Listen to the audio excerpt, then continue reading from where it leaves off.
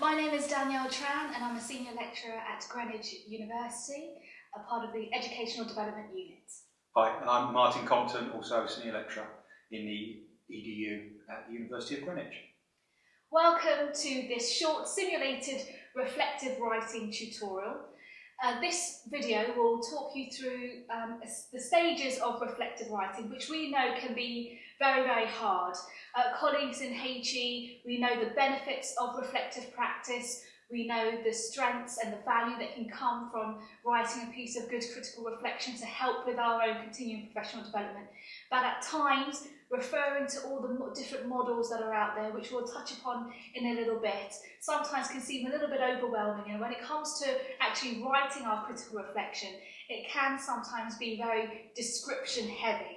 So this video hopefully will help us to get started with the writing process and to offer a frame from which we can use to help guide our writing so that it is a little bit more evaluative, analytical, and most importantly, critically reflective. Okay, so as Danielle says, there are a number of frameworks of reflection that you may have come across before, and you might find at a later stage that it's useful to refer to those in your writing or just to inform your wider understanding of what it means to be reflective. You may have heard of the various cyclical models, such as those proposed by David Cole. There's the Gibbs model, or there's the very simple Rolfe and others model, what, so what, and what now. And these might help if you like that sort of continuing cycle or spiral, as some people sometimes represent them. There's also the concept of reflection in and on action, which is Donald Schoen. You may well have come across that. And another one that people find useful to see things from different perspectives is Brookfield's critical lenses approach. But since you're here and those resources are not going to go away, why not give this a go? Because it's designed to help you get beyond the description of the event, whatever it is that you're reflecting on, and to get deeper into it and help you write reflectively. So what is it that you're reflecting on? Well, it could be a teaching session, one where somebody else has observed you, or one where you've observed somebody else, or it could simply be something that you've experienced, maybe what is known as a critical incident. And don't forget, of course, if it is a critical incident, it doesn't have to be something bad, even though that's somehow the word incident is interpreted. It could be some kind of professional practice occasion, a meeting with a client, for example, or any other professionally related activity or study related activity that requires you to look beyond the facts, look beyond the bald description and go deeper into your understanding of why things happened, what the responses were, and how things might evolve or change as a consequence of the reflective process. You can stop and resume the video, working with the video at any time using the same machine that you're currently working on now. Just remember to not clear the cache. And at the very end of the video, or if you do stop and want to come back to it completely at another time and save your answers for now, then you can do that. Just save your responses before you log off and turn off and move away from your computer. And you can also click on the print icon, which will allow you to obviously print and also save your work as a PDF.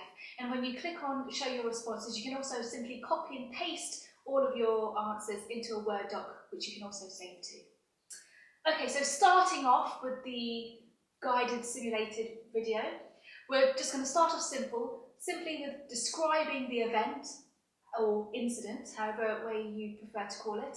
And remember, this can be, exactly like Martin said, a single occasion or a series of closely connected related aspects. For example, a teaching session or an aspect of professional practice. So all we're going to ask you to do in this first text box, which is about to appear on screen, is to describe the event. So simply, what happened? Give a brief outline summary of what happened. Okay, so now that you've got that brief description of the event, hopefully that will be the limit of the description that you need in order for us to understand the context. But there is another context, and that's the wider context of your professional area or your professional practice. and the situation that it's set within. Let me give you a couple of examples. So say, for example, you're reflecting on a session that you've taught, and you've identified an incident in that, and let's say that it's to do with the way in which students are responding to your questions. A lot of teachers find that they ask a question, they get met with a sea of blank faces. Now, it may be that is the incident itself, or it may be something that you're trying to get more out of your students as a consequence of that. Either of those would work. But where does that sit in its broader context? Well, in the context of teaching and learning, it sits within the broader ideas of assessment and feedback. So you might want to relate it to some of those wider concepts, or even more broadly to learning theory. You might want to relate it to cultural factors, to the nature of the student body, the cohort, the types of students who you're working with. Or it might be something completely outside of this, or something related to a professional interaction, the way something worked for you that runs contrary to your wider expectations or norms of practice. So try and place it in its relevant context. What is the wider aspect here that is relevant? So just state very quickly what the sort of broader framing umbrella aspects are to this particular event or incident or occasion. This third stage to the writing framework that Martin and I have created seems a little bit strange in terms of timing, possibly. And it's because we're asking you now at stage 3 to reflect back on your preparation for the event in question. So now in stage 1, you've already outlined and described the event. In stage 2 that Martin just outlined, you're relating it to connections and wider aspects of theory. Now at stage 3, we're just trying to get you to reflect a little bit further back in time to what it is that you were hoping for initially prior to the event actually occurring. What were you hoping to achieve? What knowledge were you hoping to gain from that particular event? The reasons why we're asking you to focus on these 2 questions, how did you plan and prepare for the event, and why did you prepare in this particular way, is because in order to critically reflect on a deeper level, we must incorporate into our thinking all the different angles that fed into the execution of the event, and this includes our own individual preparation time. So in the next text box, just list down how did you plan for the event and why did you plan in this way. And also a little note, if you feel as if you didn't thoroughly prepare, then try to give some reasons as to why that was. Let's turn now to the incident or the session or the occasion itself. And let's get right down to the nitty-gritty and focus on you as an individual. We are going to broaden out again in a minute, but try and record here how you felt during and then immediately after that event, and perhaps even now that there's some distance between it ending and you sitting here trying to express your views and your feelings about it. And once you've done that, try and account for those feelings. So for example, let's go back to the example that I gave earlier of the students not answering your questions in a teaching situation. How does that make you feel? Do you feel instantly that they're indolent, that they're lazy, that the responsibility has to lie with them? They should be motivated enough. They paid enough to be here. Why are they not answering these questions? Did you feel instantly the other end of the spectrum? It's all your fault. What am I doing wrong? I must be pitching it too high or asking overcomplicated questions. It's all down to me. Or somewhere in between. What was that instant emotive response? Because that can be really telling about the way that you see yourself, the way that you see your students or whoever it is that you're working with, in whatever setting you happen to be working in. So how did you feel? And how do you account for those feelings? Is that next level? Why are you feeling like that? What is it about you that makes you feel in that way? So jot a few things down now. Okay, now going on from what Martin was just saying about broadening out, so that's what we're going to do in this next stage. So the next stage we're asking you to focus on is what were the responses or feelings of the other people that were involved. So this could be students, it could be colleagues, So if you were reflecting on a teaching session, then you're thinking about the responses and feelings of your students. If you were reflecting on a meeting with staff, an appraisal, then you'll be reflecting on the colleague or colleagues involved and what you think of their responses and their feelings. To keep things streamlined, I'm just going to take on Martin's example before we continue with that. So if you were reflecting on a teaching incident where students weren't responding to your questions in class, then now think about the responses and feelings of those involved amongst the learners. So think about, how do you think they responded? Were they positive? Were they hesitant? Did they seem anxious? Did they seem upset or angry that they weren't understanding the questions? Did they just seem confused and a little bit lost? So note down how you think they were feeling, but then also to go deeper in terms of the level of analysis, how do you know that these were their responses? So what kind of evidence could you draw in, whether formal or informal? Did you receive verbal feedback from those involved? Did a student then say to you, I don't understand this question, I'm feeling anxious, I'm feeling confused? Or are you basing your analysis of other people's responses and feelings on the body language that others were exhibiting? So in the next text box, just jot down what you think were the responses and feelings of the other people involved, and how do you know this? Okay, the next prompt relates, I suppose, as a sort of summary of these previous two sections, because what we're asking you to do here is to think about the validity of those responses. So the validity of your own response. Did you react reasonably? Did you overreact, underreact? Was your response appropriate, do you think? And what about their response and their engagement or disengagement or whatever it happens to be?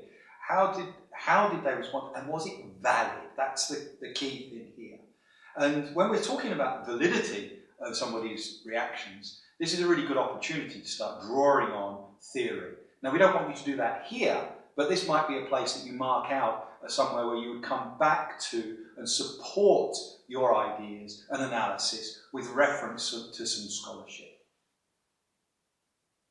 Now we're going to move into the summary stage, and we're going to focus on the positives and negatives. So in the next text box, all we're asking you to do is to note down very briefly what were the overall positive aspects of the event in question. So what did you think worked really well? What were the strengths of the session, the event, the critical incident that you are reflecting on? And also, what were the weaknesses, the negatives, things that could be developed further? And again, here, as Martin was saying earlier, this is a great time to draw in and refer to relevant scholarship and theory to help ground your response in research. Okay, and a way of pulling that together might be to try and identify knowledge and skills, or even attitudes, things from the affective side, qualities that you feel as though you've developed or gained.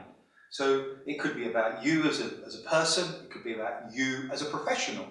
It could be about teaching in general or your teaching style. It could be about your professional practice approach or style, whatever it happens to be that you're reflecting on. Of course, we're drawing on a lot of examples of students here because it's our primary interest, but we hope that this is applicable across a wider spectrum. A lot of the theory on reflective practice, incidentally, is developed and related to health practitioners, but it's used a lot in teaching as well. So we hope that there'll be that cross-transferability there. So what have you learnt, and how does this link into the theory of perhaps even theories of learning? Is that experience, people say that experience is the best teacher. Is that the case in this instance? Or do you feel befuddled by the whole thing? Are you left confused? Are you left with a lot of questions unanswered? And that's still a valid position. If you can identify what you still do not know or still have not to develop, and it will of course feed into the section after this. So just have a think about what you have learned. And extending on from that last stage, this next point is asking you to focus more upon the impact of the event. And also we're asking you to revert very briefly back to one of the earlier stages in which you were asked to reflect back on the preparation that was involved prior to the event in question. So for this particular stage, we're asking you, were there any aspects in terms of the way in which you planned and prepared for the event that had a particular impact on the outcome of the event as a whole? And also reflecting back on your preparation and how you thought the event would initially go before the event was actually executed. Now that it's happened, compare those two thoughts. So how close was the way you initially envisaged the event running? How close was that initial imagined thought actually very close to the final execution and delivery of the event itself? Okay, so we're now moving into what might be termed the action planning stage, and it's very sort of concluding, it's summative, it brings everything together. And this is a useful way of expressing it in a different way. Very often in concluding paragraphs, people are simply restating things that they've said before. But this is a way of re-seeing the whole reflective process by talking about how you might change things. So what we'd like you to do in this next box is to think about what you would do differently given the same circumstances in future, either at the preparation planning stage or at the actual execution, delivery, meeting stage, whatever the focus of your reflection is. So what would you do beforehand? What would you do during that is different? And again, now moving more broadly into focusing on the importance of encouraging others as well to become more involved within the critical incident. So before, Martin was focusing on what would you do differently, focusing on the person, the individual. This stage now, we're asking you to think about what, if anything, would you do to encourage others to do differently if you had the opportunity to execute this particular event one more time. So for example, if you were working with students and students were hesitant in terms of responding to your questions in the classroom, what would you do to encourage them to behave or to involve themselves a little bit more? Would you ask more questions? Would you try to get them to work in groups?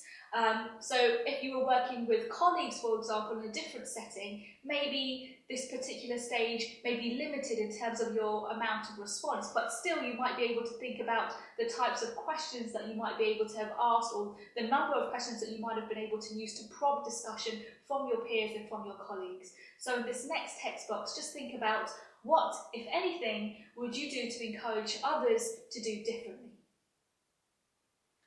Okay, well, thank you. Well done for getting to the end. I hope you feel that even if you've just thought about things and not typed anything in the boxes, that this has really helped shape your thinking. But hopefully you have typed some responses to our question prompts. And what you can do now is once this video finishes, you will see a Show My Responses option on the left-hand side of the screen. Click on that and you can get all the prompts and your responses on screen to review. If you wish, you can select that, copy it, paste it into a document and use the responses as a basis of a piece of reflective writing, though you will, of course, need to bring in some further scholarship if this is for an assessment of some kind. Alternatively, you can click on the print button and that gives you the option, of course, of printing if your machine is connected to a printer, or a saving as a PDF, which might be a useful thing to do as well.